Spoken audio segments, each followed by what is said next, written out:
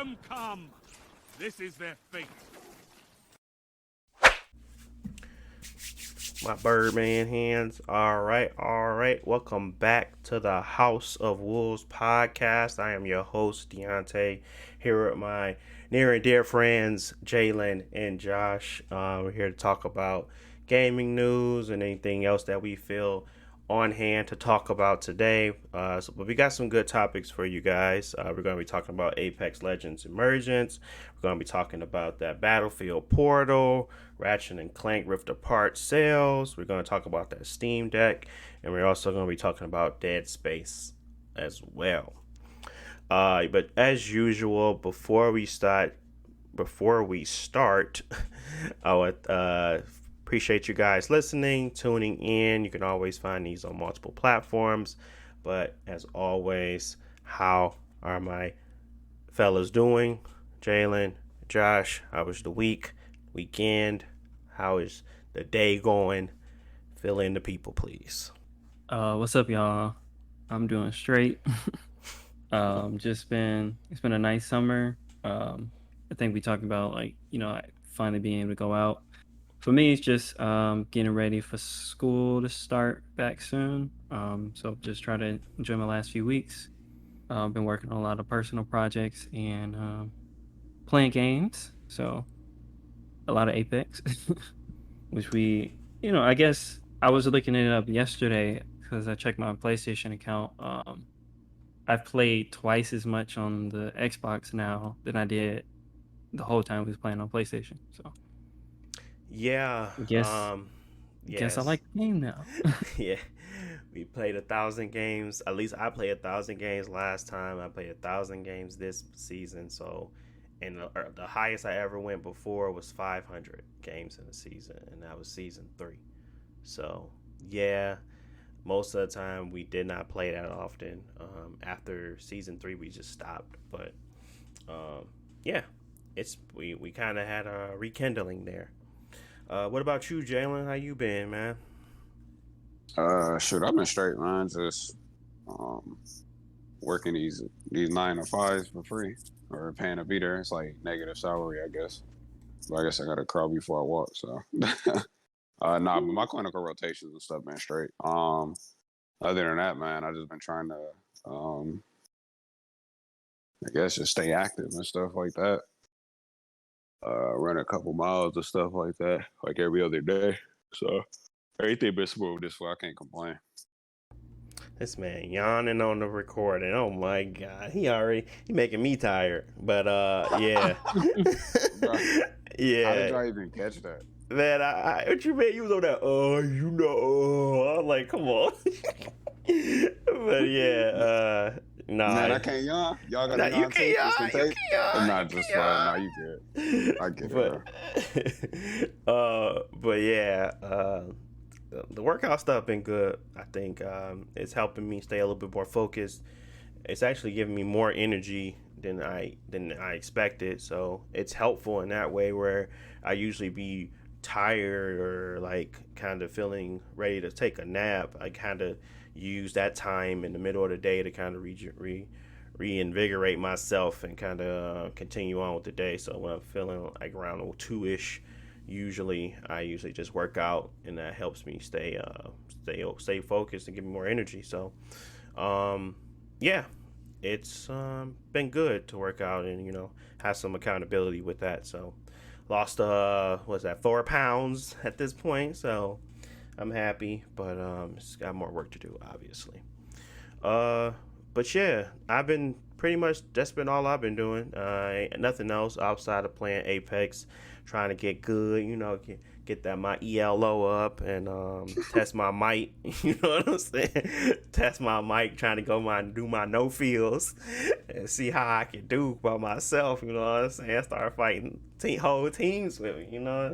So I've been trying to get my ELO up on these boys. That's been a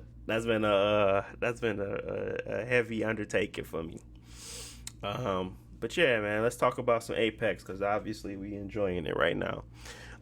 Apex just announced at their EA Play Live event Apex Legends announced their new season called Emergence. That's coming August 3rd. They kind of revealed more about the, that individual seer with his top hat and his fancy moves. He's got his robots or whatever. I think that they aren't they like small drones, correct, Josh? Yeah, they're like little nanite things. Yeah. Okay. Man, he got the what's them things called? Them things off of Courage, the Return to Stone Slab, them locusts. That's what he got. I don't know what that is. They are but... moth. Oh yeah. Obviously, locusts and moth are different, but they similar in which it'd be swarms of them. Oh, it's actually like, oh, okay, I see what you're saying. But yeah, that is basically what he got, and his abilities and everything. I kind of have made a video about that, so if you guys want to check it out, it's on my BCD Universe page. But really, we want to talk about the overarching aspects of it. Is how they gonna be changing the map. What do we think about the rotations right now, and stuff like that. So there is a no update where we're getting a new weapon, the LMG. First off, how do y'all feel about light machine guns? Go. I mean, it's only two. It's only two. No, I mean, I guess not the charge rifle. The L stars. They LMG, consider that a LMG, yeah. Yeah, I mean, I don't know. I don't really care for them that much. I think the devotion to me is like my favorite one to use. I think it's the better one, but I don't have any like negatives about it. I mean, you asking a biased person. I mean, I use the Spitfire all the time, so I don't. All I got to say is good things about them because that Spitfire be going crazy. But all right, cool. What about you, Josh? How you been feeling about LMGs? They've been okay. I think it's just always like a range thing where there are a lot of long range fights at Apex, so I tend to shy away from them because they got a lot of kickback.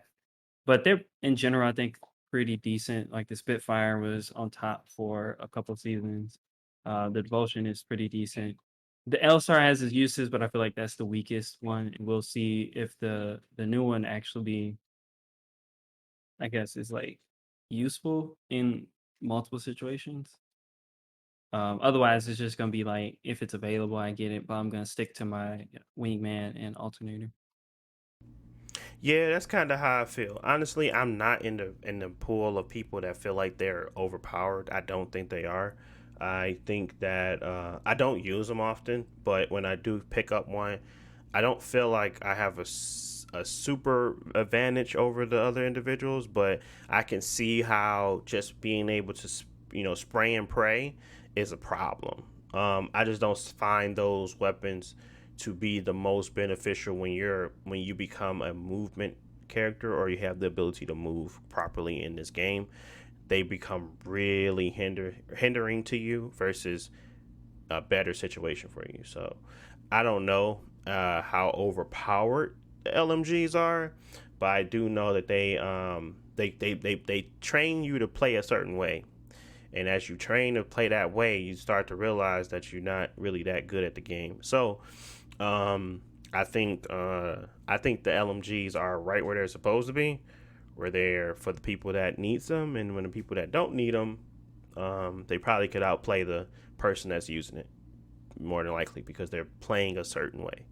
And that's pretty much the case I've seen for most of the part. When I'm fighting up against somebody with a Spitfire, it's not like I'm losing. I can just duck and dodge, wait for them to run out of bullets or start to reload, and just pop my head out. And at that point, it's GG's because I'm sitting there with an R99 or alternator, and I'm able to move on them. So it's not really that difficult to fight somebody with a Spitfire. It's annoying, especially from long range. But when you get close enough and you're able to move, and you pretty much all these characters in this game is if you're playing with somebody decent, it's probably a movement character. You can close the distance with ease. So that's my opinion on LMGs. Now let's talk about this new one. So this one, the one Rampart made, it's called the Rampage. It has a firepower source of a thermite grenade. interesting enough. And it shoots rapid fire. It likes rapid fire, so it's not as accurate, but it's probably going to be one of those guns that is not good for long range fights. It's probably something that you're going to be spraying. It kind of feels like her actual Sheila, maybe, where it's kind of like a sporadic shot and it got like a circular form versus an actual precision shot. That's what I see this being. That's what it's seeing from the views and like how they kind of showed it off. So that's what I see this LMG actually contributing to the world or to the meta of the game.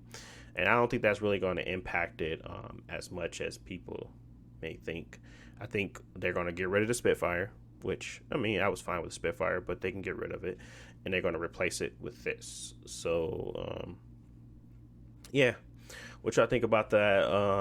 I guess the rotations for the LMGs and stuff. Do you feel like that's probably a good move to kind of get people away from that Spitfire, or do you think it's just like not necessary? I mean, I guess I don't want to say it's like. I mean, I guess I don't think it's necessary, but I mean, I think it would be like a decent move if they really want people to play with these other guns. I mean, because they nerfed the Spitfire before. I think like at the beginning of this season. Yes. Yeah, they nerfed it. So I don't feel like, basically answer your question, I don't feel like it's necessary. I think it would be something that could potentially be helpful if they want people to use like the other LMG, but I don't know. I ain't fond of it because I need my Spitfire and that alternator. You know what I'm saying? They go crazy together, but I mean, I have to figure something else out. Yeah, I think that's a great combination because alternator gives you the mobility and the change and the movement that you need to kind of stay alive in those close quarter situations. But the Spitfire gonna give you that ability to kind of keep the distance folks away because you just laying fire down and they just can't push. You just suppress. It's a suppressed format of that weapon, and that's what it's useful for, in my opinion. That's what it's best in class at, is just suppressing people from moving forward to you. But I think with a new LMG like this that kind of has this rapid fire and kind of, it's going to be a light machine gun, so it's going to be an actual light weapon, so you're going to be using light ammo. So I think it's gonna shift how people think about the LMGs. I guess it's gonna help people start to use them for the more ways that they are supposed to be used, as a suppressor fired weapon, and not a weapon that's just used to kind of I don't know, keep people off. It's they're using it now as like a maybe they was it hip fire these mugs, and I'm like, you're not supposed to be hip firing no Spitfire, but it's I think that's kind of what it will do is retrain people on how to really use the LMGs and how they pose to work versus how they are now in the game, because there's so much movement involved in this game that the Spitfires are just too slow to keep up with everybody. So sometimes you have to get more accurate with the hip firing, but that's not how LMG is supposed to be used. But yeah, I mean, that's pretty much it. I don't really got much else to say about the Rampage, its weapon itself. I'm excited to use it. I'm excited to see how it kind of fits in. Everybody thought the bow was going to be crazy. It was crazy. They nerfed it. So let's see how this works out. Hopefully it's right on time and it's right, it's tweaked properly, so they don't have to like go in and change something because of it launching too overpowered. I don't want to wait 3 weeks for them to fix something when that they drop something in that's too powerful or whatever. The next thing that they kind of announced for Apex Legends, outside of Seer's abilities, and which we haven't spoke about yet, Seer's abilities, and like I said, I did a video on it, but they're very simple in form. The first one is the passive, where he has the ability when he's looking down iron sights to get a heartbeat sensor on the side of the weapon, so you'll be able to see if people are in locations closer to you. So he's a very silent type character. And then he also has once someone comes up on a heartbeat sensor, or you feel that they're in your presence or around you, you throw out your tactical. Your tactical allows your drones to track that enemy for a short period of time in the area. So if that person is close, those drones will attach to them and allow you to track them. If they're not close, then you're just wasted your tactical.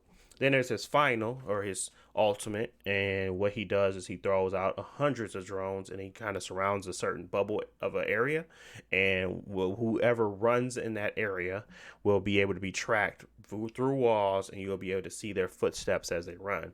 If they walk through it, you obviously can't see it, but that's a way to counter his strong, effective, I guess he's able to control an area in a really strong way if he does that, because Bloodhound, of course he scans, but after that it's gone. But you're going to be able to see this individual as they move throughout your space, unless they start crouching. So it's going to change up the dynamic on how people rush in, how people try to get in front of you. So I think it's pretty cool. I think Seer has some cool abilities, and I think it's going to show up in the in-game. Maybe seeing those big bubbles everywhere now, where you just the circle is so small now, everybody running through it. But it don't matter if you can see me, as long as I'm better at you at shooting. So I think that's going to be the counterbalance. Is just kind of, I can still shoot you. I mean, even if you know where I'm at, you got all the data in the world. If I poke my head out, you might be able to ready up a little bit faster. But at the same time, if I can shoot better, if I can move better, I think we'd be okay. But don't underestimate the ability to see around corners, because you start getting shot around corners with Kravers and Sentinels, and then that's a problem. So we'll see. What do you think about Seer's abilities, Jalen?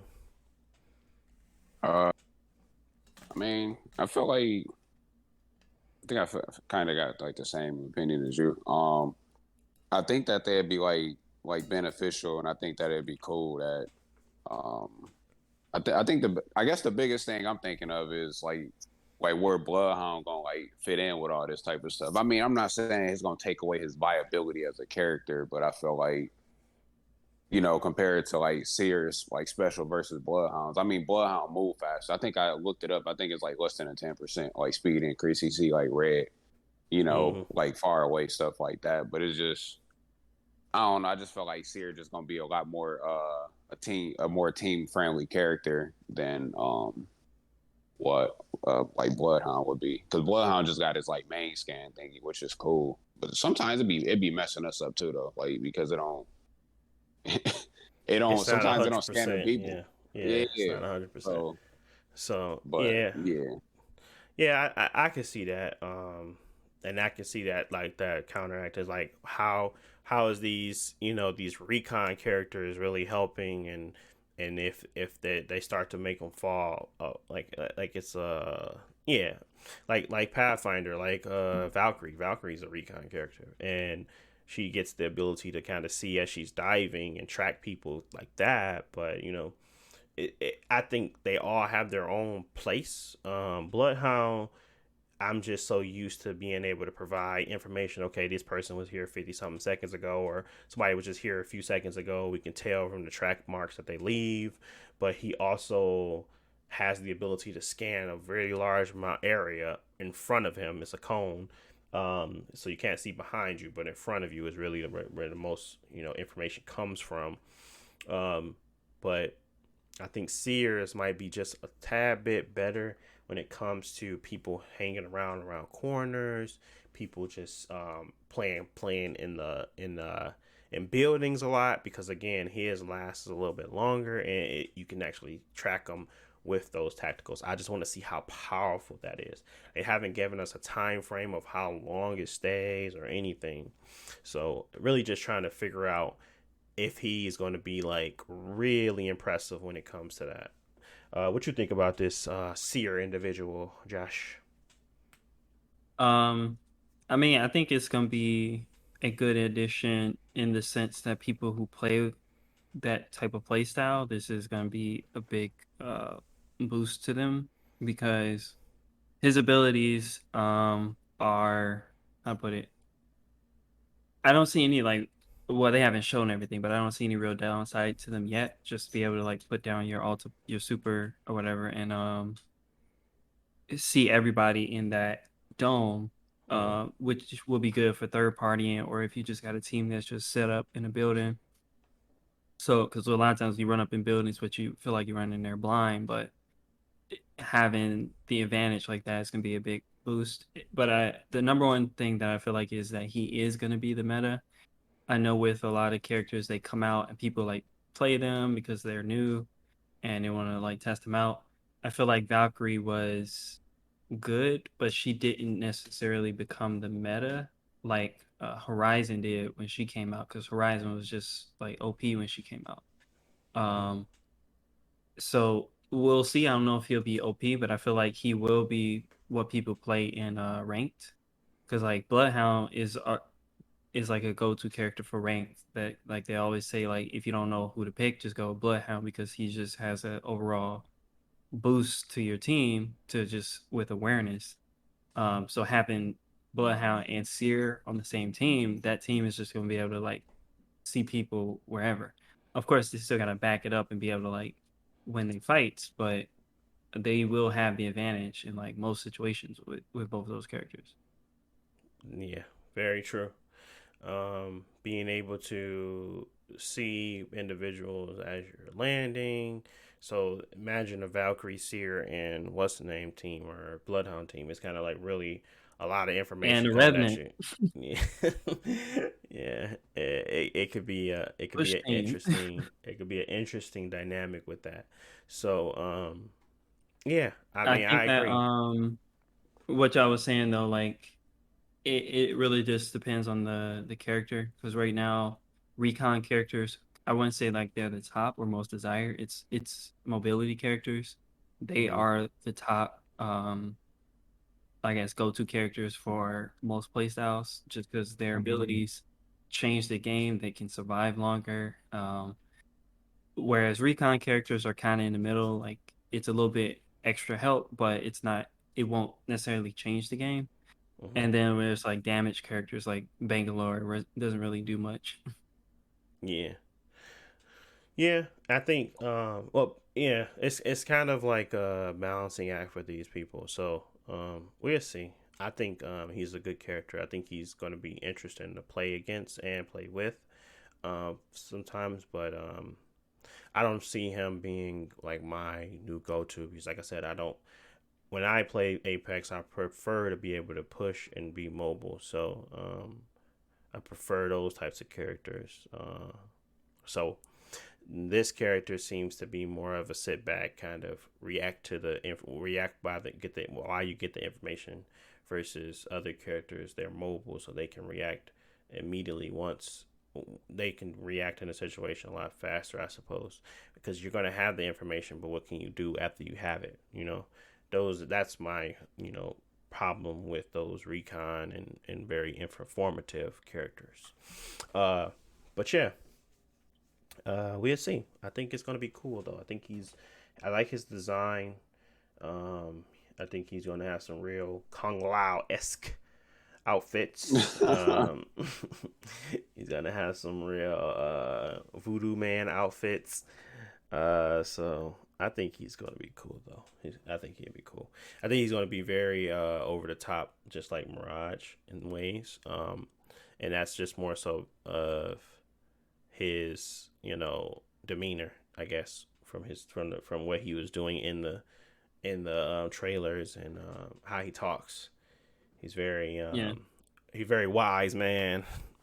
he seems Yeah, like he'd be interesting. Like yeah. I hated I forget his name, the Australian dude. He just Fusey, wasn't very like Fusey. Yeah, interesting. And his gameplay style very interesting. So they seem like they're on the right foot with Seer so far. yeah. I think he's definitely more interested in Fuse. Fuse is it was hard to even get into Fuse off of the strength of it was Fuse, but I think he needs a little bit more than just I like to blow up stuff, but that's what his character is. So it's pretty boring to be honest, but that's what it is. Like everybody else has really more some interesting past, or really not everybody else, but most of them do. But yeah. Man, let Uh, Fuse blow stuff up, man. If that's what he want to do. Let him do it. yeah, it's Fusey, Bro. man. It's Fusey. Don't worry about it. That's what he do. But yeah, that's pretty much all I got for Apex. Anything else y'all wanted to add before we move into the next topic? What y'all think about the arenas ranked coming up? Oh, I forgot all Because they about that. said that they're implementing ranked arenas next season. It's gonna have the same tiers all the way up to master, but there's not gonna be any like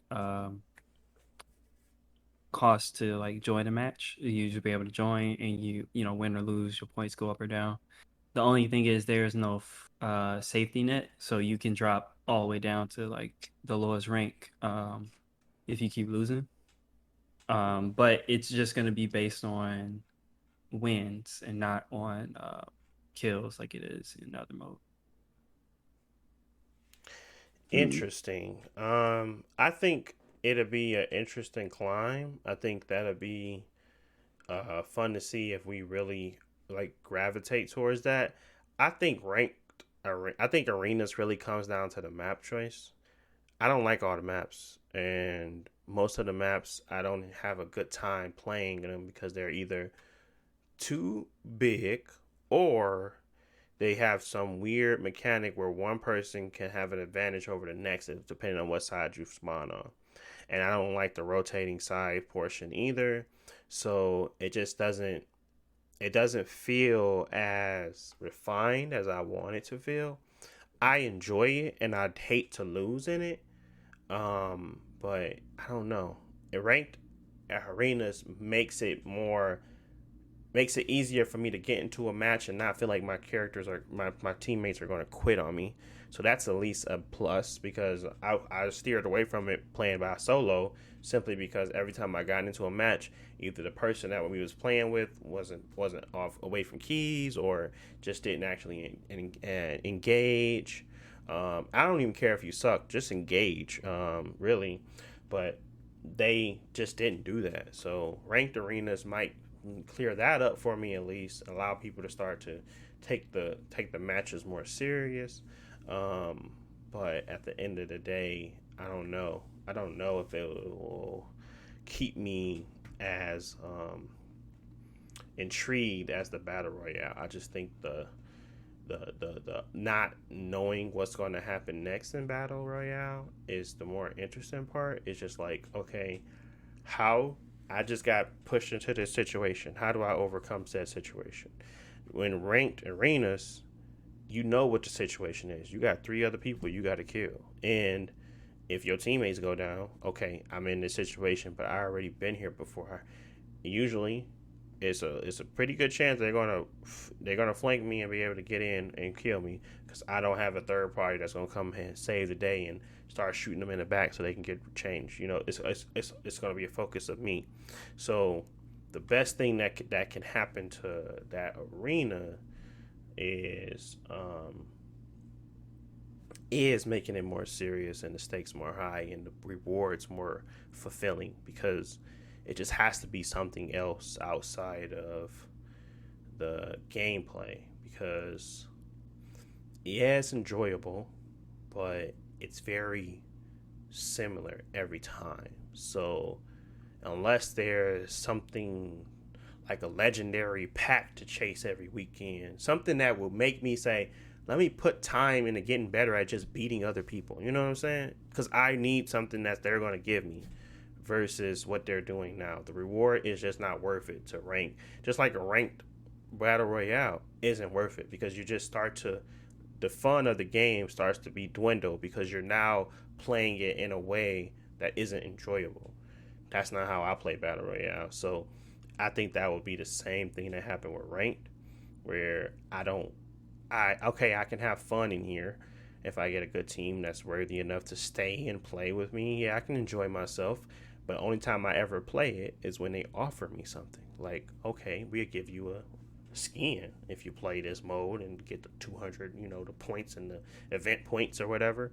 All right, I play it, but I ain't gonna play it no more than I need to because I don't want to play it. It's like that's the same thing that happens with this. So they have to incentivize me in regards to ranked in order for me to continue to push forward to get better at beating other people because that's not, I don't know.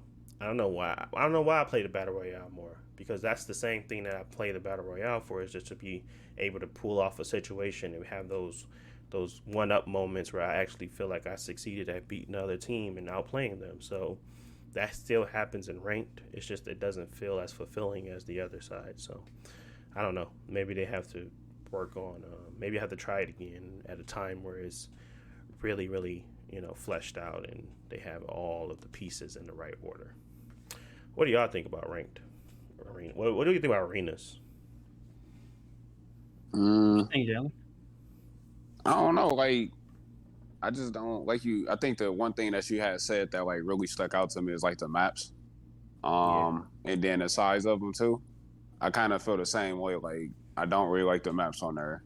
Um, and then they're like too large. Maybe I don't like it because I feel like we be getting scraped on there. But I mean, I felt like I feel like we was going off at one point in time, and then like I don't know if it started becoming a lack of interest or what was going on. But I really don't enjoy playing on a lot of the maps on there. I think that's like a huge thing.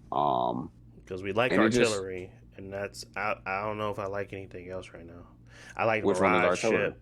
Artillery is the one with for Kings Canyon map. with the big hole in the wall that people take the zip line over to. Yeah. What's the one with the rate? I think it's a rate portal. Yeah, I think it's a Oh, race that's the portal rape. on That's one of. Phase Runner. Oh, okay. Yeah, I don't like that one. No, I don't like that one Um, either.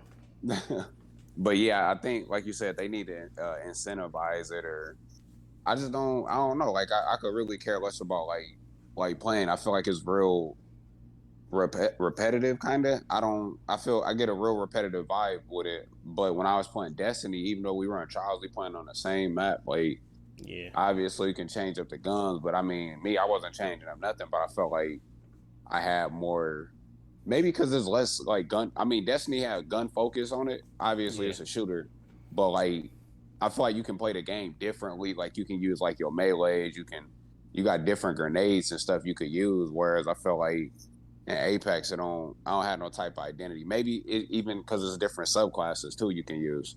So you be like, all right, we going against a Sun Singing Warlock, or we finna go against this Titan Smash Titan. You know what I'm saying? So like, What I felt like it about was. yeah? What about like what do you think about having the same weapons for each side, and they just outplaying each other with the weapons because you know what they have. I think Talking it's about the Halo SWAT. unpredictable. Yeah, I think it's the unpredictability of what the other team was going to be doing. Like I it's a don't waste think of time to sit there and wait for them to stop sniping so we can let the ring get closer so we can whoop them.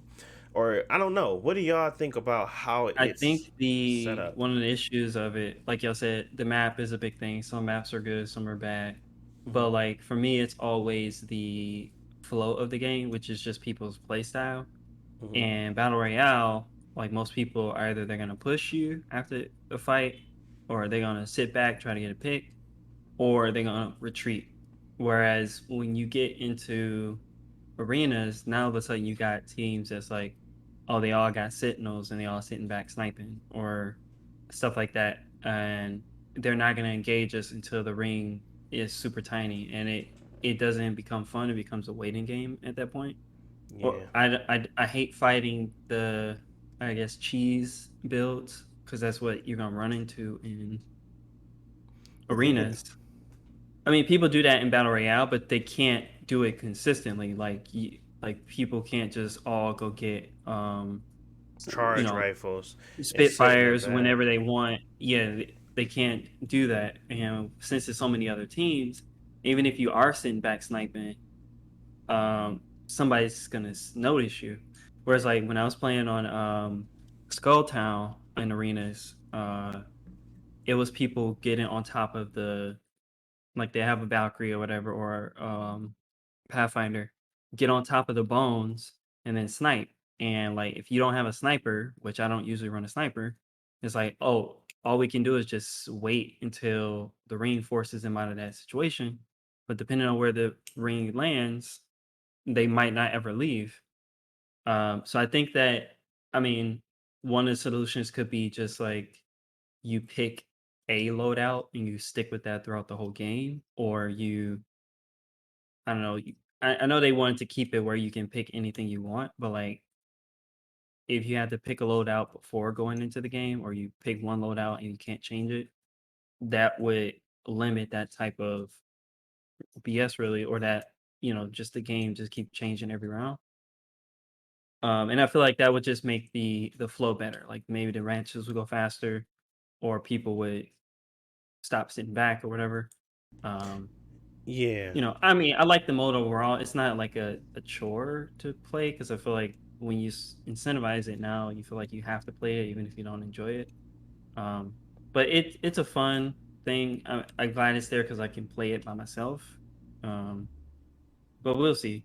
I mean, overall, ranked is cool. Like I feel like we did pretty decent this season. It's just that with ranked, uh, it you have to put in a lot of effort, and at some point, yeah, it does feel like the effort that you got to put in is not worth what you get out of it.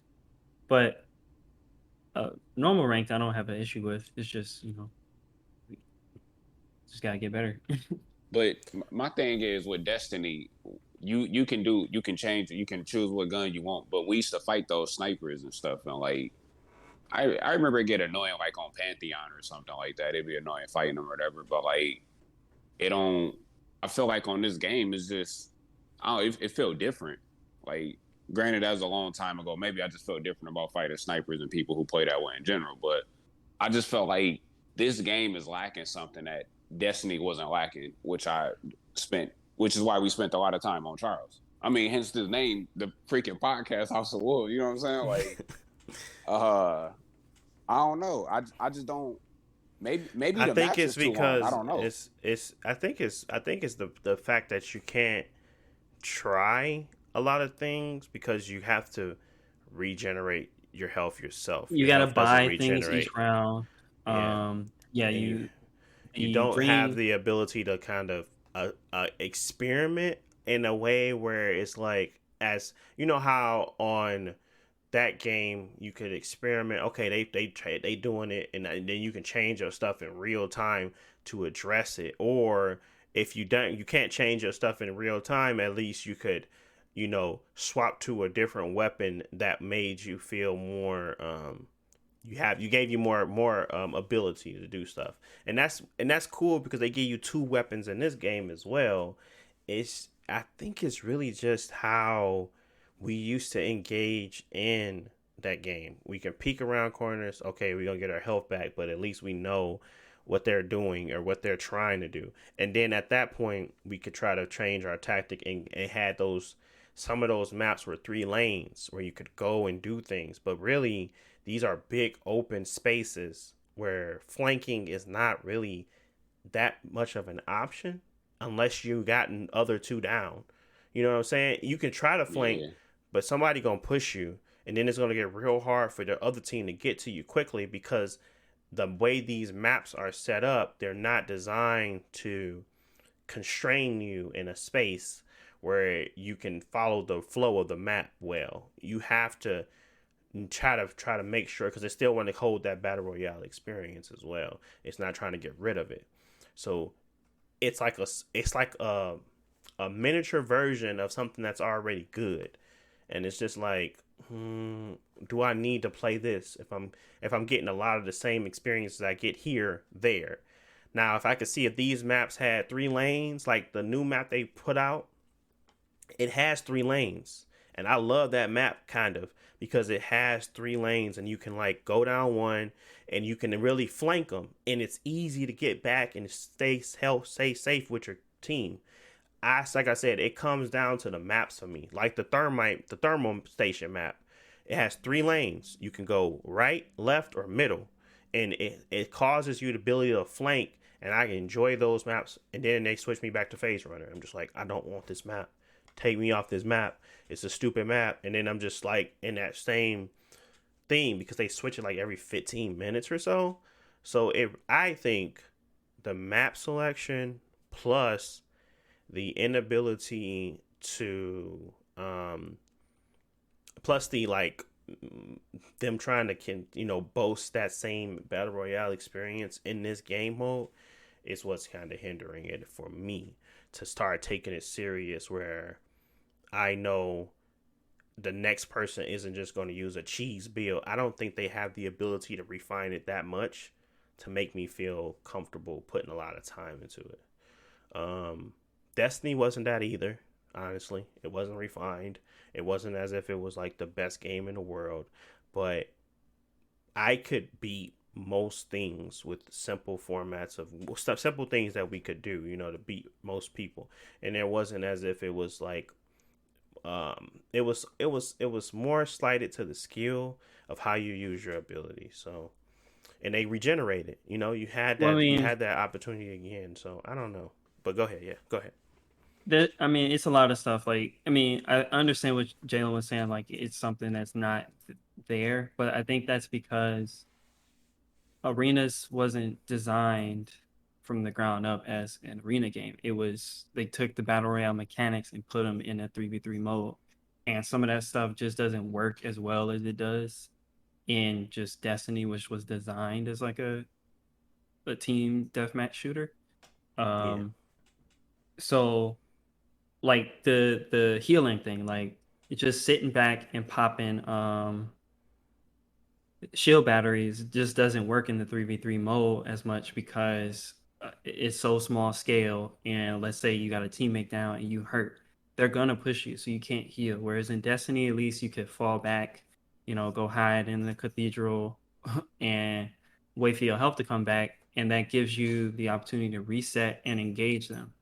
So and if they and changed potentially beat that arenas, team. Yeah, so I think that for arenas to actually shine and like get people really into it, they would have to completely change a lot of mechanics. Like what was that mode where they had where we're generating shields or just different stuff like that.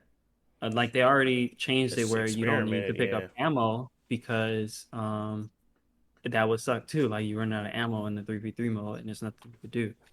right. Um, so I think that they probably can do more to make the gameplay more engaging. Hmm. For me, the maps are not as big of an issue because I feel like in Destiny there are maps that suck too for trials, but we still did it. But that's because the gameplay was engaging enough, and we felt it was balanced enough that we could still fight anybody. Um, Yeah. so I mean, Stuff to think about, I guess. we'll see. I think regenerating health would help when it comes to how you pick engagements, but I think they want to incorporate how all of their characters have unique abilities, and sometimes that's really hard to balance with everything, Yeah, but because some characters are just gonna suck for just arenas. There's nothing you can arenas. do about it. Yeah, Like so crypto, like there's nothing that crypto can do in arenas. yeah, it's like he got his little thing out, he could put it up in the sky, but it's not really beneficial. His passive isn't the greatest where he can where he can like pick up banners with his thing. So it's not like you need that. Yeah, ain't no So banners in yeah, arena. it's no banners in this mode. So it's it's um it's really hard to say what the next move is. I think experimenting with regenerating health and better maps, like actual maps that are meant for 3v3 fights and not these long, I gotta run 10 seconds just to get to the middle of the map, then I gotta wait for them to either determine whether or not they on the other side or on this side of the map. To make those engagements fast and quick. I think that right now they're too slow, and it feels like a chore to just wait. It's like you're waiting more than you're fighting, and that's not a good thing. So Yeah, I also think the ring just doesn't work well for arenas because like yeah, Destiny, like there was the timer and then there was the objective, but with the ring working how it does, it really incentivizes one team to sit up in a good location inside the ring and wait for the other team to towards them, yeah. and that happens every round, and it becomes like not enjoyable after a while We should just name because this you're just one. waiting for the ring to move. Yeah, this is a topic: how to fix arenas, because we talk about 20 minutes about arenas. But yeah, I think Yeah, there's a lot of potential here, and I think I can agree with a lot of the things that y'all saying, and I can see how changing the health, making the map smaller, and creating a more fulfilling flanking and more fulfilling strategy behind the fights can be more appealing. I think they have to some degree, keep the maps large in some space, but I don't think that's gonna help. I don't think that's helping the game. I can honestly grow and become better. I think it's uh, making it more feel like more of a not a different mode in itself, but just a watered down battle royale. So But it has to it has to distinctify itself from that experience to enough where it's like, okay, I could put some time in this because it's not only is it going to help me get better at my gunplay in the other game modes, but it's also going to teach me how people react or act to me either flanking or having smaller spaces and manipulating that stuff. So I think a lot of what you guys were said was spot on too. Yeah, I think I mean, think about oh it my like bad. Destiny. Oh no, go ahead. So Go ahead. you go Sorry. ahead. Nah, I was gonna say like even and I keep using Destiny as a reference, but like I think another thing was Destiny was smaller. You actually had hallways and different things you can kind of go through. Mm-hmm. And additionally, you had the mobility aspect. So if you was getting shot at by somebody, I'm playing with Lifeline, but people don't move as well like they can like in Destiny. So I think that's another. Once you get into a fight, you got to kind of commit a little bit. And Yeah. like you said, when you can step back, have your shields recharge, you could think of another game plan. I feel like with Apex, it's just mindless like shooting and stuff to some capacity. Like I'm not finna be, well, we finna try to do this and then do that. And I don't feel like there's much tactics behind it. So, I mean, you got a little bit behind it, but it ain't like you can do a whole lot. The bulk of Apex is going to be the shooting each other. You need to win your gunfights because that's all it boils down to. You can't set certain things up or do traps or whatever. I think the game would be a little bit more interesting if they found some way to incorporate like some type of ability, like in a loadout type thingies. So Mm-hmm. like not necessarily like an ability like okay, Rampart got this, but something to be like, oh, you can reduce the amount of damage you take or for like 30 They seconds. should You know what I'm have saying? arena Just passives. yeah, something like strictly for arenas because I understand that this is a battle royale game, but why am I gonna go play arenas instead of just going to play battle royale? I'm not looting nothing. The bulk of battle royale is to have a big map, bunch of people, different teams, and you picking up stuff and figuring out what you want to do. In arenas, you can't Yeah. do none of the aspects in battle royale. The only battle royale aspect that they got is that it's a big map. They got two crates you can loot stuff in. I mean, they're going to be the same thing, and there's not a gun or nothing in there. Like there's going to be a couple shield batteries. If you got Lifeline, you can pick up a couple more things. They're in the same spot every single time. There's no randomness into it, and then they got the ring too. Like it's literally the things that you think of in battle royale aren't present there for the most part. So I think arena passes might add some variation to the game, even though people might want to run snipers and it might be hard to balance. I think that would make it a little bit more interesting. Be like, you can put a buff on your gun where you might do a little bit more damage sooner, or I don't know, just anything. Like you can up your speed by 25. You know, just something that changes what people that diversifies what people are going to do. Because I feel like there's no diversity in arenas based once you pick your gun. Like that's it. Well, I think they hold that to the characters, right? But I think the characters are a bad choice of what to hold that to. I think the diversity should not be within the uniqueness of the characters because already enough that's hard enough to balance with because you have defense, you have recon, which all of them should suck at this point, and then you have attack. Attack and defense are the best characters to play in arenas, right? Most recon characters are useless outside of obviously the health characters are good, but that's only two. You got Loba and you got Lifeline, and Lifeline is the much better character because she can revive people and still keep fighting. So, what is that? See, you see what I'm saying? Like this is where they put all their stock into of how they balance it. They put the two things on the map because Loba can steal it. They provided the ability to have the drop down, the drop zone of the weapons and stuff because obviously Loba can steal it. They can do the things where they allow Rampart to have her shields up. They have the Bloodhound scan. So they took the characters and then they made the mode. I think they should have made the mode and built the characters and put stuff in, like you guys said, where that makes sense in a 3v3 fight where nobody else can jump in. You know? It's hard to do that because I think the arenas is a miniature battle royale. I think they took all the bad parts of battle royale and put it in here, where it's like the commonality, the undiverse experience, the lack of thinking of what's going to happen next. Okay, I see that they got a Loba. She probably gonna steal some stuff. I see they got a Bloodhound. He probably gonna scan some stuff. Obviously, you know who on the other team, so you already have that information. So you know how random stuff happen. You be like, oh snap, they got a Bloodhound on their team. Oh snap, they got a Caustic. He throwing tanks or whatever. You already have that information, so you're going in knowing this, and it's like this, as you stated, something that you can have some type of randomness to, right? But I think that's what they did. You know what I'm saying? They kind of took the characters, built the mode, but they should have built the mode and then brought the characters back in and said, how can we strip these down to make this mode better?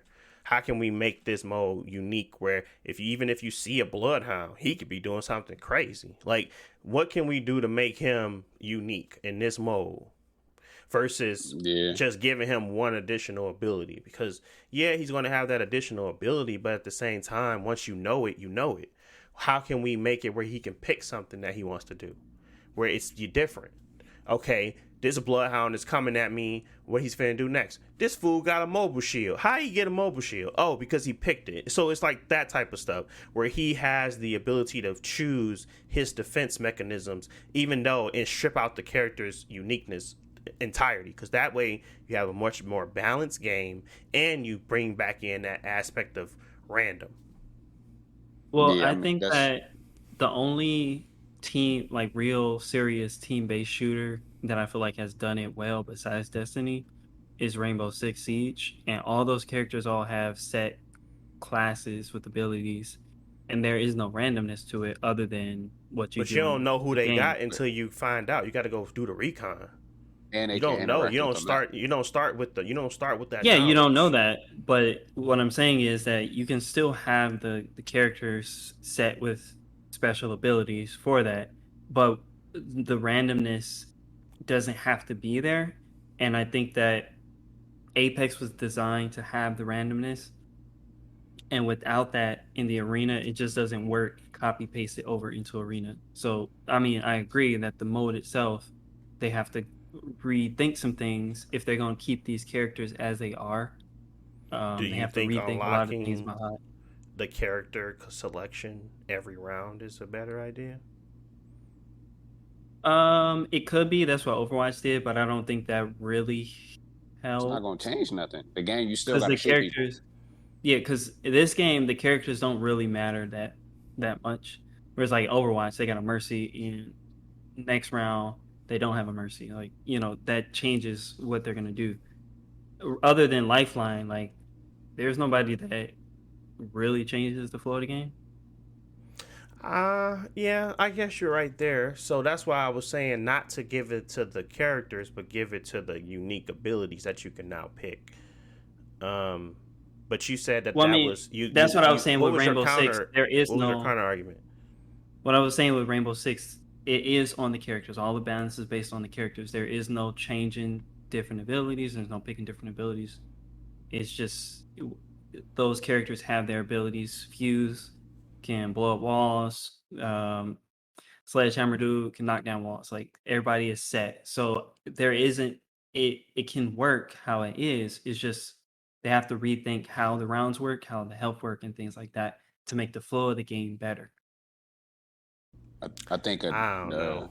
I agree at some points with that, but go ahead, Jalen. With Rainbow Six, even though Rainbow Six is like pretty standard, I feel like it has a lot of variation based on how the people want to play, how they want. And then the biggest thing, you can interact with the doggone map.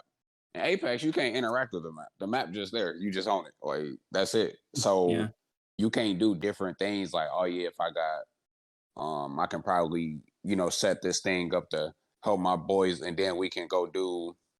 I don't know, like it can just be something simple. Like I put a box right here so my boys can get up to this thing. That's my character. I can build. I could put a ladder right here or something like. Yeah. Yeah, but it's like interacting with the map. I mean, sure, Pathfinder can do that, that type of stuff. But it's just, Yeah, I but think it's the Apex maps. doesn't Like, have it because like Destiny, you can throw an arc grenade and stick it on the wall, and that depending on the map, that's a big deal because you can block off whole areas.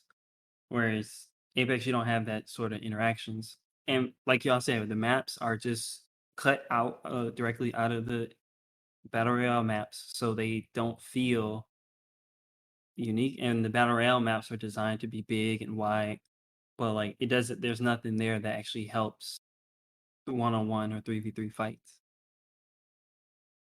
there is no reason why you want to go. Generally, there's not a reason why you want to go to a particular part of a map in this battle royale aside from there's cover here. Like literally, it's not be like, well, we can probably run these like corridors and keep this area on lock. Stuff. It ain't none of that in Apex. You just why are you going over here because the ring told me to, or it's cover. This is safer cover than the other place. That's all it is. It ain't no. You're not trying to get a tactical advantage or nothing like that. And all Apex is when it comes to tactical advantages, get a higher ground. Like I ain't never played a game where I'm like, I need the higher ground. Like,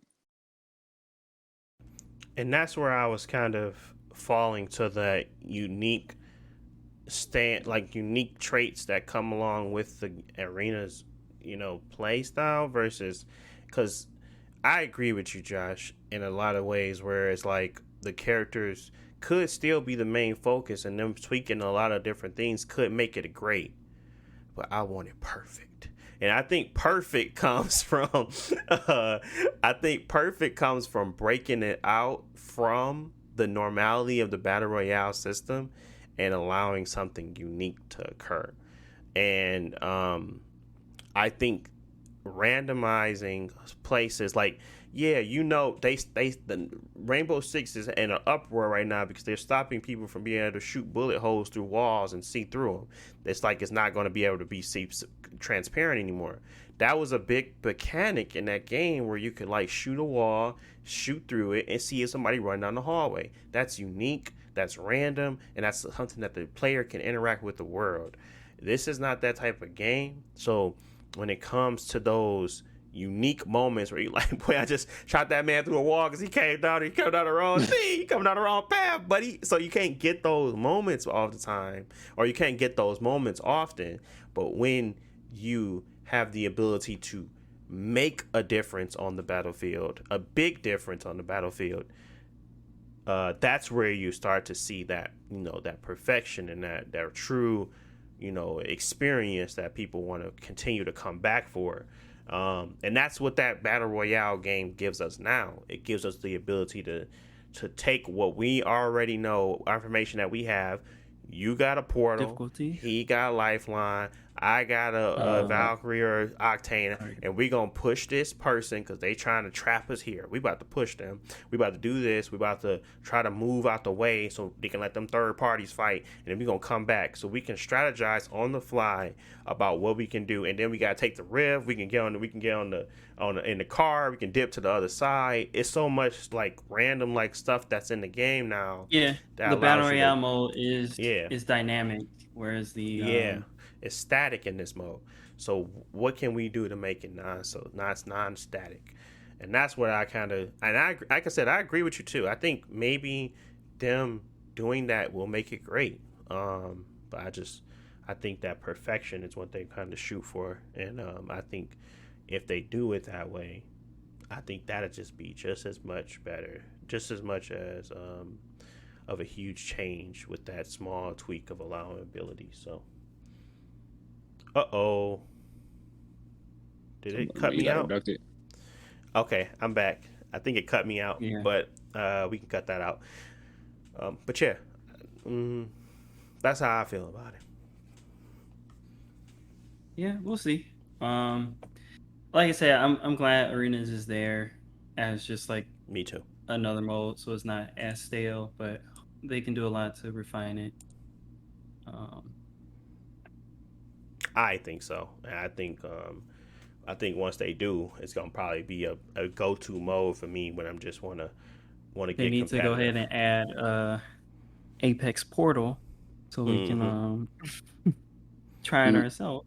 Right. Yeah, they need to try that so we can actually start creating our own modes. Because all I really want to do now in the Battle Royale is get a 20 bomb. That's the goal now. It's not like I got any other goals outside of just getting the 20 bomb. So, uh, yeah, I just think it's a unique space. But the next thing that we was going to talk about, which appreciate you going into it, was the Battlefield uh, portal, which is they announced that that's something that's very unique to the Battlefield experience. I don't think this ever happened before. Did they have a mode like this before? I don't think they did. Um, Um, maybe, maybe it's one of the older Maybe it games. was like a creator, but it wasn't as detailed as this one.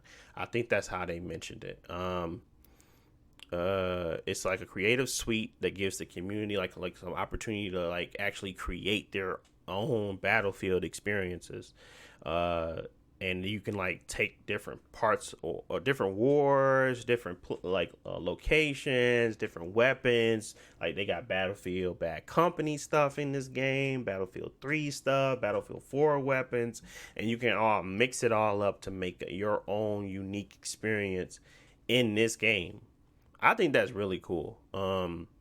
I think that's going to give this game a lot more longevity overall, and it's free, and you don't have to necessarily. It's like nothing that you have to pay for to get the mods or anything.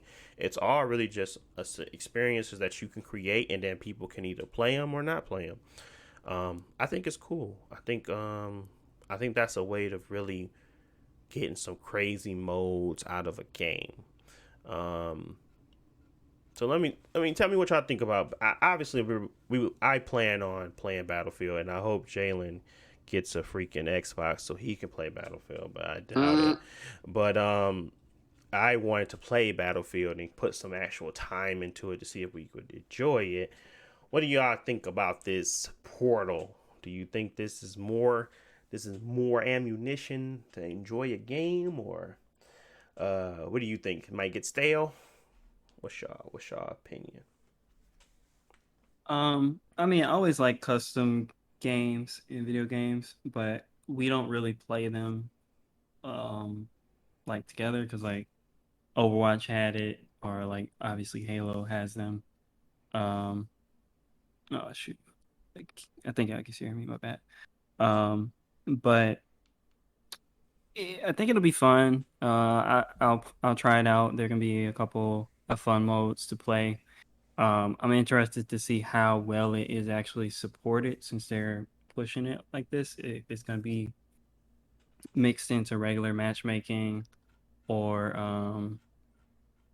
just an easy way to discover the fun maps and people to play with. Because a big issue with like Halo 5 has this mode, like they have them in public rotation, which is good, but some modes are not good, so people drop out, or some modes are better than others, and you don't necessarily have a easy time of finding people to play with. So it just depends. Um, it's a good incentive to buy the game. It seems more full. Obviously, they don't have a single player component, but if they're really going in on the multiplayer and it's going to be fully supported for a while, that's good. Yeah. Um. Yeah. I think that's the case here with this portal. What you thinking, Jalen? Obviously, we need to Man, know the very biased. I ain't spending no money, guy's opinion about Portal. Go ahead. man, you already said it. What you need me to say now? Not just fine. Nah, I don't really care too much for Battlefield. I did see that it had I think that's taking the map from Battlefield 3 and putting Asher Canals on there. Yeah. I used to that level was that man, that was that level on there. But yeah, I don't know, man. Battlefield just ain't yeah, What, man. I man? don't Go ahead, say it. What? man, I tried Battlefield a couple times, but it just ain't my cup of tea, bro. Like What is it? I don't Is it the massive experience? Is it the You just wake up to die again. What is it? What's really Just to grinding your like, gears about Battlefield? the times I used to, I think we talked about this. I played 500 kills on National Canals on Battlefield 3, this like smaller area, and then you just go shoot. You know what I'm saying? You play like Call of Duty, kind of. I understand it's not Call of Duty though. So I just didn't like spending 20, 30 minutes on a match, and then I lead a match for like 6 kills and like 4 deaths. I'm just like, what did I do all that time? So I just didn't feel like it was rewarding. Aesthetically, I never really felt like the game was like, unless you was playing on the PC, you was never gonna get like the appeal behind it. And I don't like just running down the street or doing something, and then you just see my dude head hit the ground, and then it was somebody with a sniper. Like my friend likes sniping on there, but I'm not finna sit there and just I don't. It's just a lot of time and stuff in that game that it's just not fun. There you go. I'm just say that's not fun. I don't enjoy it. There we go. Yeah, it's at least dynamic. I give Yeah. Battlefield always been dynamic. I just think creating that chaos is up to the player, and if you're really not interested in like trying to go find that chaos or find that experience, you're not gonna really have a good time if you're just trying to play it in a certain type of way. I've only played only played two Battlefield games. It was Battlefield 4 and Battlefield Hardline. Yeah, I played Hardline. Both of them I enjoy because they just had weird experiences. I like the multiplayer of them. I think they both had. I'm not sure if Battlefield 4 had a story mode. I don't know. I don't remember anymore. But I remember playing those games not often, but often enough to kind of remember some of the maps and things like that. I feel like they just had a okay experience of getting you. As long as I felt like I was getting back into the action quick enough, I was okay with it. But sometimes you just fall into the wrong place or go into the wrong spot, and you just felt like you were doing the same thing over and over again. And the maps are extremely huge, so sometimes confining that stuff to a certain location may get tiring, I suppose. So I get what you're saying there. Battlefield wasn't always my cup of tea because of just how big and expansive the worlds or the locations were. But I want to give it a try again. Obviously I'm different now. Maybe I prefer these long engagements that could have had more fulfilling fights where I can get on choppers and just run around and do stuff with my friends. I think this is probably a game that you want to play with friends versus playing by yourself. I think it'd be boring if you play by yourself. So that's why I want to rope y'all into it, and hopefully one day y'all will actually play. But no, I think it's a unique in I that mean, way. you enjoyed Warzone, Jalen. And that's at this point basically just a Battlefield game. It truly Yeah, but is. I mean, Outside yeah, of the but I don't. gulag and having like you don't come back, that's really what Battlefield was about. It was about creating weird moments where you can like. But again, we got tired of Warzone because of all of the camping and all of the stuff that felt like you can't really hear people's footsteps that well, and they have you hiding in buildings, and you gotta take 5 minutes to actually clear a building because you don't know if somebody just camping somewhere. Yeah. Because Only, that's I guess the good thing about Battlefield, you can just blow up the building. But yeah, it's the same idea, just driving around in ATVs, shooting rocket launchers, and don't run down the street or you're gonna get sniped. Type of gameplay. Um, we'll see. I mean, like you said, it's fun with friends. So if your friends are having fun, I'll enjoy it. But I don't know. Like you said, I might not play it by myself or like competitively or anything like that. yeah, and they give you a little bit more mobility in this one. Seems like so. I want to see how I can finish a fight up top and then get down below and still be able to engage in a good way. And then I got my grapple hook. Maybe see how far the distance I can go, and I wonder if they take away fall damage, but they kind of go for realism. I hope they don't. I hope we just get to be able to be some action heroes on the field, but we'll see. I think, uh, releasing some of the shackles of realism can kind of make a game so much better. So we'll see. We'll see. But I ain't gonna stop, Jalen. I ain't stopping. You can say you don't want to all you want. I'm gonna keep asking. Hopefully one day you actually do it.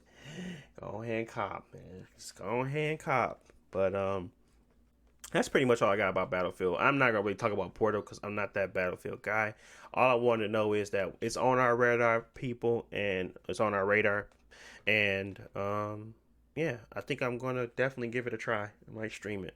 So there's that. But the next topic I want to talk about, because we're gonna have to wrap these up quickly, was the Steam Deck. The Steam Deck, I went ahead and copped, people. The Steam Deck is the new device from Valve, coming out of the Camp Valve over there on Steam. They kind of came up with a new handheld console. Technically, it's a handheld PC. It's not really a console, but it has touchscreen. It has haptic feedback. It got all types of stuff. It got touchpad controls. It got back buttons. It got bumper buttons on the back of the whole thing. Got touchscreen. Man, this thing got the whole caboodle, and it can run Windows 10. So it's the all-in-one gaming portable PC.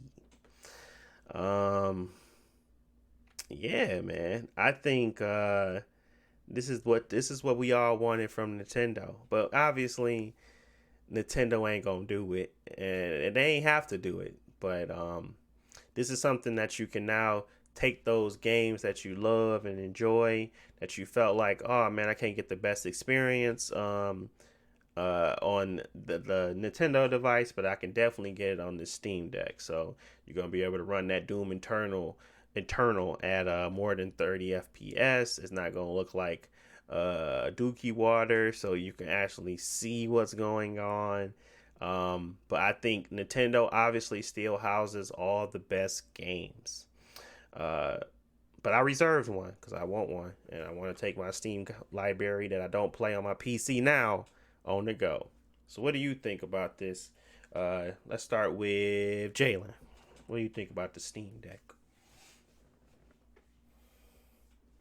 I don't know a whole lot about it. I mean, I seen people comparing it to like the Switch and stuff when they had like dropped the nose and stuff like that. It just seemed like it's pretty large though.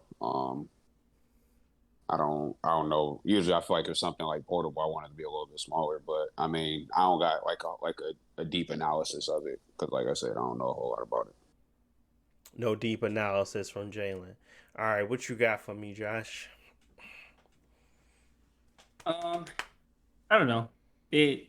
I don't like the physical design of it. Like Jan said, it is really big. It's bigger than the Switch. It's not as big as the Wii U gamepad, but it's getting close. And I feel like just looking at the device, it doesn't seem like I would want to actually play it on the handheld. Like I might want to set it up on the table somewhere and have another controller Bluetoothed on it and stuff. And at that point, it kind of just defeats the purpose. But as far as a portable Steam library, that's a good thing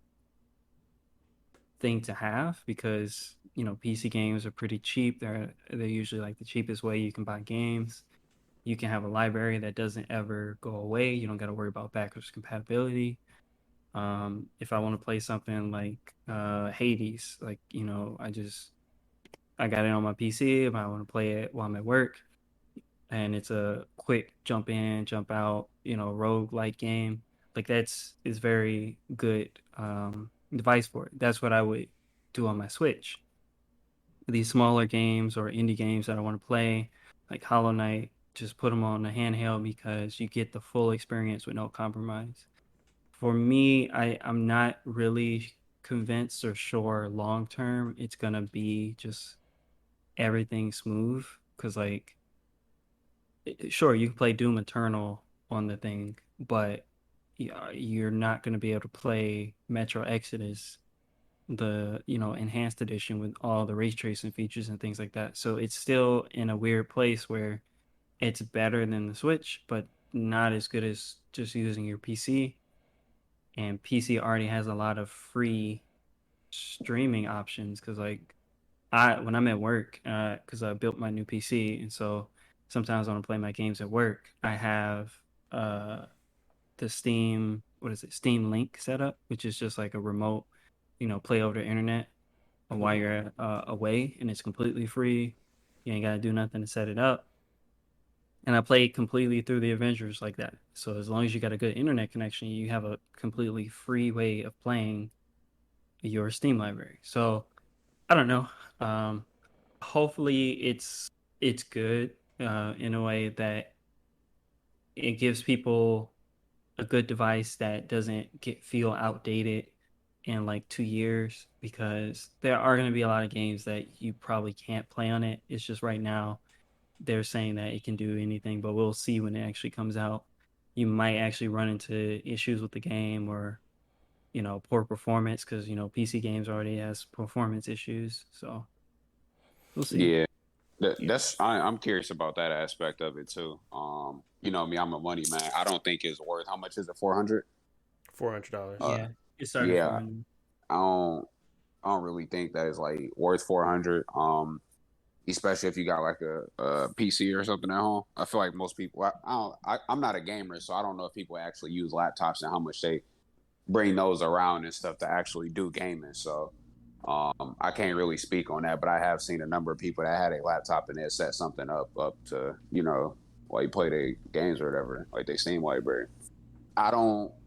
I think my thing about it is just like Josh was saying, like some of the games on the computers and how they're gonna actually like run. Is everything gonna be smooth on there? Like you're not gonna have no sort of issues, and then on top of that, how much support is it gonna have like in the future and stuff like that? Like, is they gonna have to make games like a Steam Deck compatible version or something like that, depending on how the game's supposed to be played. So that those are like some of the questions I had. But basically, like I said, I don't think it's worth $400. And then like the controller itself, I don't feel like it's like the handheld. It don't look appealing like aesthetically. So Gotcha. Yeah, I think you guys got some valid points. Where I think you're misinformed is that this is basically not trying to replace your new systems or nothing. It's obviously not as strong as the Xbox Series X or as PS5. It's like between an Xbox One X and a Series S. And um, again, it's a 720p screen, so they're not pushing for high fidelity as long as they're just pushing for a smooth experience. So yes, I think this thing will be able to run a lot of the games that are out now, as well as a lot that's upcoming. Is it going to be a downgraded experience? Yes, but it will be experience that you can have portable. I think Again, the I just think that the power that you get to take your, because it's only running at 720p. It's not trying to push for 4K 1080p. It's just it's running at 720p. It's just trying to hit higher frame rates. And I think with the technology that's inside of it, you have it's more so about optimization. Obviously, PCs aren't the most optimized, but I think with a lot of the new technology that is coming out and it being based around the AMD architecture that's in these consoles now, these games are going to see a lot more dynamic, experiences where they have dynamic resolutions and they have the scalability to change on the fly. So yes, I do agree with you that it has to run well for it to be great. But if it's not really, uh, if it has to really run well to not be like a bust. But I also I feel as if most things that have come out as of now, this thing will run just fine. It's all about just taking in the. I don't know. It's to me, it's not the it's not the whole, I guess the power race for it for me. It's taking your actual PC Steam Deck, your Steam like library on the go, and also having the ability to suspend and continue games on the fly. I just feel like that's really powerful. Of course, the amount of power it has now is obviously going to have some ripple effects to hopefully make Nintendo think about how they handle their third party games and whether or not they're going to start using modern day technology. Because again, this is $399, theirs is $350, and it has a far superior technology in it. Far superior technology in its controls, its customs, like everything really outside of the screen. So it's really that understanding of this coming into play. Obviously, this not like the first one that ever happened. This is something that's supposed to be low. It's supposed to give you a low end experience, but a fluid experience. But it's also supposed to provide you the ability to play that library that you have come accustomed to on your Steam library on the go. That kind of cuts out so much of the monotony when it comes to trying to figure out, okay, I gotta pay $60 extra on this thing. I have to contribute to their system even though they're not really supporting the game in the best way.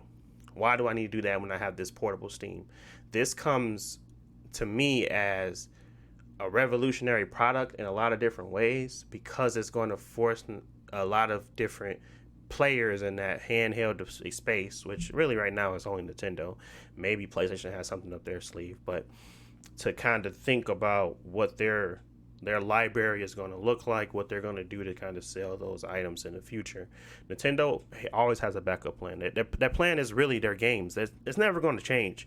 You got to buy their system to play their games. So they're always going to have that. But it's just the fact that it's going to get back to the point of the Wii U days where all they have is their games and nobody really plays anything else on it. With this console and this handheld alone, that can do a drastic shift to how Nintendo prepares for the next 2 to 3 4 years. So we just have to see where it goes. But I don't think we should just kind of write it off. I'm not saying y'all are writing it off. I think y'all are more so just saying like, I think $399 they're losing money. This is a device that has way more. It's worth way more than $399 to me. Because I just from the specs and like the amount of technology in it, I know it's worth more than $399. Because it's better than some PCs out there on like laptops on how you can run it, and it has its own screen. It has its own. It's all housed within it. So I know it's worth more than $399. But I get you saying your value of that is not $399. But I can tell you from the tech inside of it, it's worth more than $399. Yeah, I'm not saying that it's a bad device. For me, I guess I just wonder, like I said, the support and how it's going to be in 4 or 5 years. Is it going to be the Steam Deck 2? Because you can't just change the parts. So there is a market for it, but me personally, I feel like the market is a lot smaller than what people think. Obviously, Yeah, I think so. tech enthusiasts and video game enthusiasts are interested in it. A lot of people don't play PC games At all. and this won't really change their mind. I do agree, like this is a competitive device towards Nintendo, but who's to say that they even pay any attention to it? I think that it's going to take a couple years for that to happen because They like pay Steam and attention PC when them games in emulators come general. out. Well, yeah, but Steam and PC games in general are not popular in Japan. So like if Nintendo wants to ignore it, which would be stupid, they probably can just go ahead and ignore it. But my question was that like you from what I understand, y'all don't really play the Switch handheld. Part of it is because of the degradation in quality, 720p, 720p 30 at best for most games, and you don't really want that type of experience. You prefer to plug it in and play it on the TV. Uh-huh. But like my question is this device actually going to make you play Red Dead Redemption 2 on a handheld device at 720p? Well, normally I would say no, but life-changing events I won't state here. I think so because I don't think I have that anymore. You know what I'm saying? Mhm. So I don't know if it's going to change the way I engage in gaming.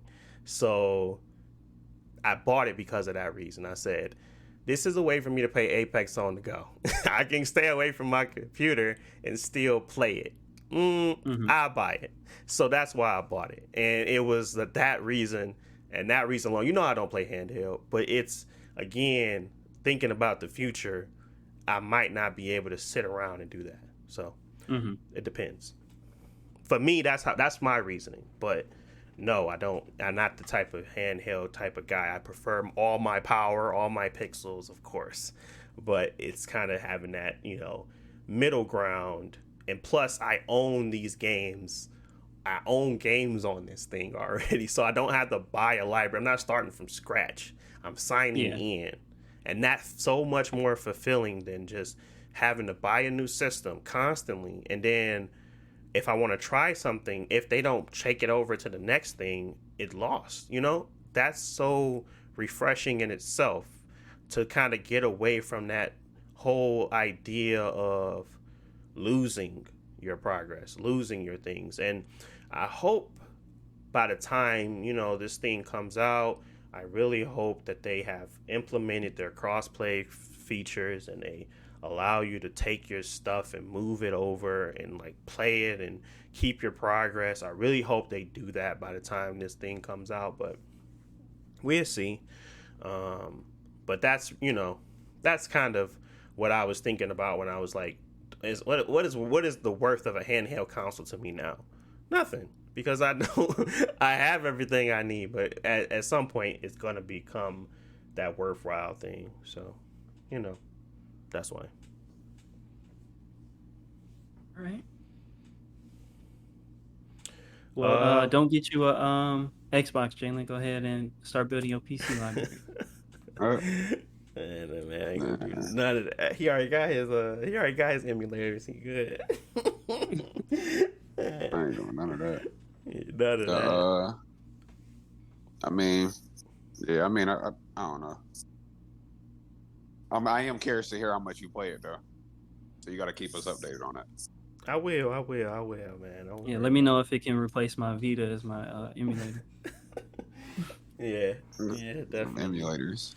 I still got the base model. I ain't get the expensive one. I still got the $399 one, even though they said because of the storage you might not. But I was like, I told you why I'm buying it. I mean, if I need to run it off of a micro SD card, I'm straight. I mean, I don't really care, but it's obviously I shouldn't just buy something for one game. So obviously I'm going to play other stuff, but it just has to be the right game. Like I can see myself running through my Xbox Game Pass stuff like Wasteland 3 that I don't have time to sit around and just put it on TV because I don't care. But if I can pick it up and drop it, like I'm playing Darkest Dungeon on my Vita because I play it like 40 minutes every other night and I just drop it and I'm done with it because I don't have to like turn nothing else off to kind of play it.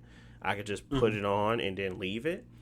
It's kind of the same thing with this. If I can just pick it up and leave it, obviously I'm going to be playing Apex too, but if I could just pick something up and leave it, I wish they had like a suspend system. I just hope they incorporate Game Pass because that's really where my library is shine. Because right now, through Steam, I don't want to buy my new games on there. I rather just play it through Game Pass. I got Game Pass. Why not just play it through Game Pass? So I don't want to see. I want to see how customizable it is. If it can do like a dual boot, if it can do something like that, where I can really incorporate my other library. So we'll see. It's probably gonna have to take some tinkering, but for now, it's gonna be an Apex machine, for the foreseeable future anyway. But yeah, So I'll ask you later, but all right. but yeah. So outside of that, the next topic that we wanted to talk about was What was we talking about? Oh, Ratchet and Clank. That'd be the last topic for today. But Ratchet and Clank, the sales numbers. Rift Apart was the best-selling game in June. Ratchet and Clank, y'all. Best-selling game in June. And it's only on PS5. And they are hard to find. And this is a $70 single-player game. And it's still sold better than everything else. Now, I don't think June was no slouch either. What games came out in June? Nothing. Okay. I'm looking at it right now. Let me know what games came out in June. What No great other things games did came June out? do? Final Fantasy remake, but a lot of people already had that free upgrade. Ratchet and Clank. Wait, so there was no competition? Wait, Mario came out at the end of the month. Scarlet Nexus. Mario what, golf? Yeah. Man, that game ain't had nobody compete with it. Yeah, really wasn't nothing that came out. Are you serious? They falsifying facts, man. But it's still good. It still was the best-selling game that they had from Ratchet and Clank, though. So I mean, out of their franchise, it's still top. It was best-selling dollar-wise, right? It says Ratchet and Clank. It took as the numbers surrounding continue to report a decision to skip, according to the NPD group. Was the best-selling game in June. While it wasn't exactly a packed month for releases, it did comfortably beat Resident Evil 7 and Mario Golf. That's what I was thinking of. Perhaps the most impressive is when it's compared to its previous title. Not only did it enjoy the biggest month in its history, but it also doubled the previous record, which was set by Ratchet and Clank on the PS4. And in other Rift Apart sales news, it returned to the top 10 by selling for the physical. But it just said it doubled its previous record. So I'm assuming which was that's the PS4 game. Okay. Yeah, but the PS4 game, that's when they were Ratchet and Clank came out in 2018 or 2017. When did it come out? 2016. 2016? I thought it was 2017. Ratchet and Clank. You might be right. I'm tripping. Ratchet and Clank. Oh yeah, it came 2016. Yeah. Okay. It came out in yeah, it had to come out in 2016. Why is it not just telling me? Just tell me, people. Yeah. I feel like it was 2016 because the movie came out around that time. Or April 12th, 2016. Okay. So that was kind of like, would you call that peak PS4 era? No. Yeah, that was the middle. Like Yeah. Final Fantasy 15 came out, and Last Guardian, and Ratchet and Clank. Yeah. So I would think Ratchet and Clank being $40, because it was $40, and now this one being $70. If it doubled in its amount of units sold and not price, because obviously the price would be better if it sold the same amount of units. They very tricky with that number. But if it is units, that is a big deal, because that means not only did people want to pay more, it's less consoles out there than it was at the time of that coming out. So more people actually wanted to play Ratchet and Clank Rift Apart, and they paid $70 for it. So or they looking for a game to play. I mean, it is less competition. Yes, granted, yes, that's that could be another key factor, but I think we should look at it from the aspect of it actually selling better, because I think. Oh, my bad. Go ahead. No, because I'm still reading up. I'm trying to make sure I got the right info before I just start speaking. You got a PS5, you got Ratchet and Clank. They haven't dropped a for real Ratchet and Clank game since the PS3. I think is Not a Crack in Time is one after that. But they haven't dropped a for real Ratchet and Clank game since the PS3. The PS5, you ain't got as many games on there, and the Ratchet and Clank game on the PS4 is just a remake of the first one to go along with the movie or whatever, I guess. So like, I'm in my head, I'm like, okay, this like the for real first Ratchet and Clank game we finna get. Like, I ain't played a real, like, you know what I'm saying, a new Ratchet and Clank game since a long time ago. So like, I'd be more inclined to buy it. I think it was just a lot of things going in his favor. Is basically what I'm just trying to say. So that's why I was curious about those actual numbers and stuff that you got, because I'm like, is it the units? Is it the dollar amount? Is they talking about the PS3 Ratchet and Clank games, or are they just talking about the PS4 one? You know, stuff like that. Yeah, I mean, either way, at the end of the day, it's still good because like Sony games normally do well. Like people buy their first party games, and I don't doubt that it was the best selling game that month. I don't know if the price. I mean, the price is high, but I don't know if we can really tell anything from like early adopters, because like obviously people who gonna spend $500 on the PlayStation are gonna want something to play, so they're gonna buy a game.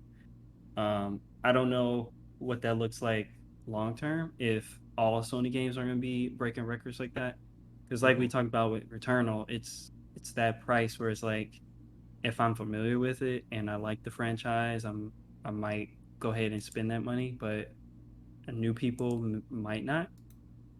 So we'll see. Okay. Yeah, But I think this uh-huh. is a good a indicator that people are adapting to the $70. But I also think they're being funny with the numbers. I don't know if it's like more units, if it's more people actually bought the game, or if they're actually trying to manipulate the news, where it's trying to tell us, okay, um, it's actually, not uh, actually selling more, but it's just cost more, so you're earning more money, and that's what I'm trying to get kind of confused by. So, but I'm intrigued by this. I am intrigued that this actually did well. Obviously, they cut off a huge the pace of their players when they didn't allow it to come to the PS4, and PS5s are very hard to obtain right now. And yet, out of all those odds, it still did better than Ratchet and Clank previously. When with all the nostalgia, with the big revamp, with the $40 price tag, it still did better. So, it's good to see, scary to see. And I think we should monitor how these games move forward at the $70 price tag. Because at the same time, they're saying Returnal was a good experience for them. Sony is saying it as a success. And I just don't see neither one of those being successful in my eyes. But maybe people are just ready to get out there and spend that hard-earned money. I don't think it's a good idea, but I mean, now who am I to tell them what's wrong? But So you spending 70 on the new Jack and Dexter game, Jalen?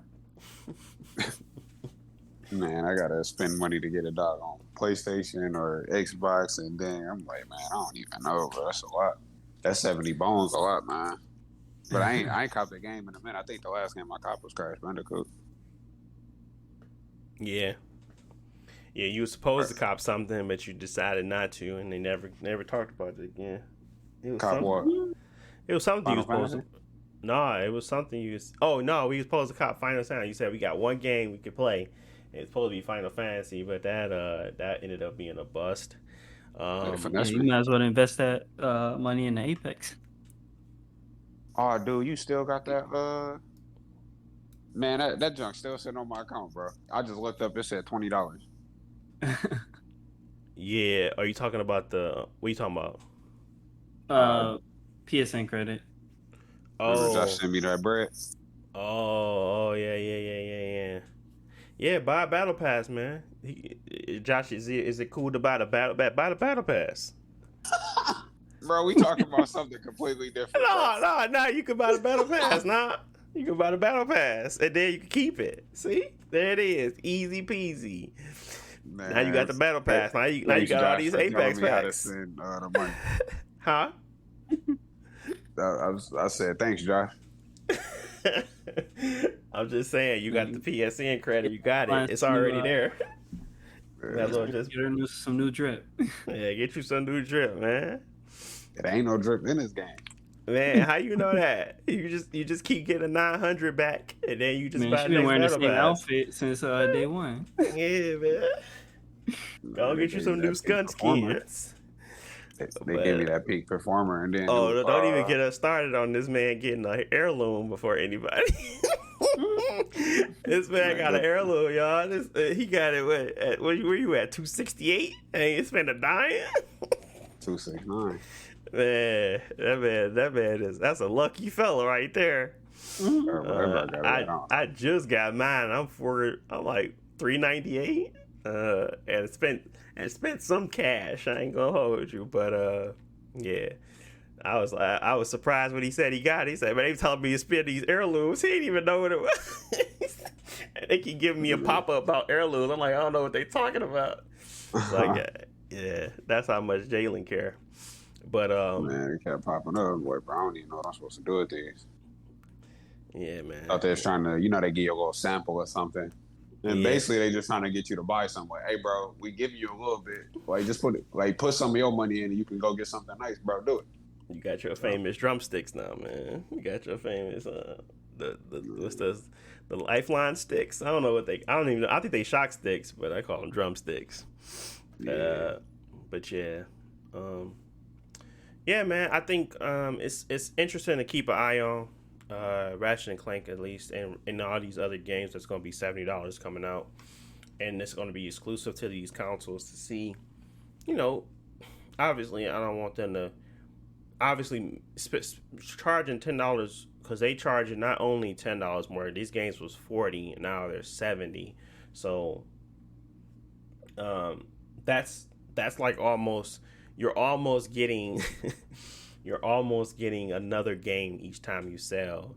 Every time you sell one, you're almost getting the cost of another game. So it's like it's a 2-for-1 special right now.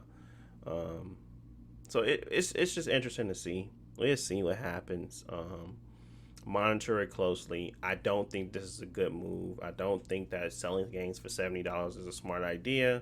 I don't think the technology is getting to a point where it's just too expensive. I think PC is still the main choice for me. Optimization is key on that. All platforms, I understand that you can potentially get your money back on every platform. It's not just PC anymore. So I just really don't see the difference in why Battlefield 2042 costs $60 on PC and then it costs $70 on Xbox. I just don't get it. But that's what it costs to do business with these people. So we'll see. But yeah, that's pretty much it for today. I want to talk about Dead Space, but I want to give it a little bit more time than what I'm going to give it. So we'll hold that for another day. But anything else y'all want to say before we wrap up this today? What's the next game y'all gonna buy or play? New game. Next game I'm about to play? Battlefield. I wouldn't buy nothing else this holiday Ain't that season. like October? Yeah, October-ish. I was thinking about getting no, it's still Battlefield. I didn't think there was anything else outside of that. Halo, all the other games that I was interested in, like Psychonauts and stuff, is coming to Game Pass. So I'm not buying it. Well, I'm gonna play Psychonauts too. But yeah, only game I'm really gonna purchase with my hard-earned cash is Battlefield 2042. Yeah. Anything from you, Jalen? Nah, not really. I don't even know what's gonna come out. Insane. Yeah. Yeah. All you need to know is get you at, a Series X, buddy. Save your tokens and get you one. Then you ain't gotta worry about that. Got Game Pass for you. Yeah, it's a couple Game Pass games coming out for me. That's mostly what I'm gonna be playing. I'll probably buy Battlefield. I was thinking of getting Back for Blood on PC, but I gotta see how that actually is. Um, but yeah, that's it for me. When do Elden Ring come up? Next year. Next year. It ain't coming out this year.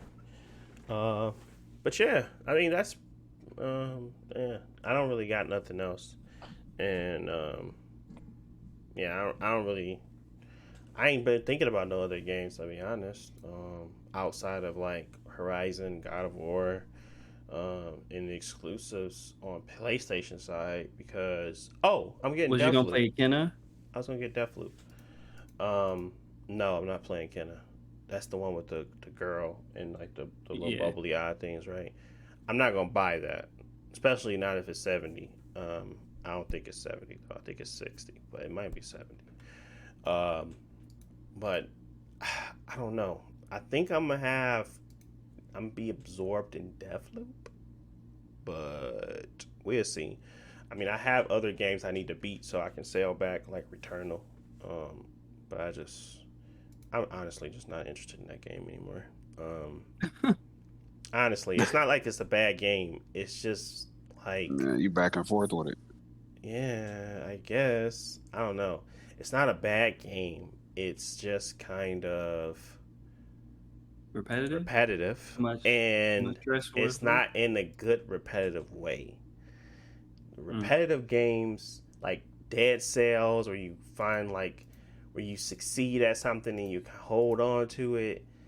This is more punishing, and it makes you slow down because it doesn't want you to play it in a fast-paced manner.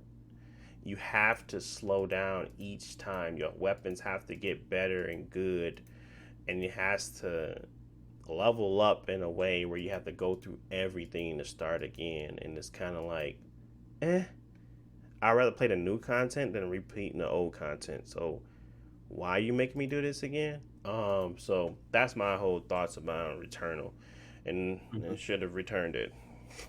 Hint. But yeah, I don't really care about that game right now. But I wanna finish it just so I can say I finished it. And that's not a good way to play the game, because that's not enjoyable. Oh, I beat it. So, and that's the same thing with Demon Souls. It's not fun. It's just like I want to say I beat it. So I beat it at one point. At some point, I beat it. But the only game I ever played in the Dark Souls or the Souls-like esque thing that I really enjoyed, and it was like I need to get to the end, was none of them. It was none of them. Dark Souls 3, I played it simply because I wanted to be Havel, and I was like, this game is stupid. Honestly, it's like I don't really care to get to the end. I just think people saying that these games are hard is not true.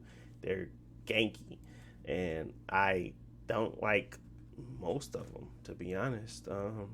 I like parts of them, but the gameplay, it's like it's the same. I think the mechanics of the boss fights is really unique sometimes though.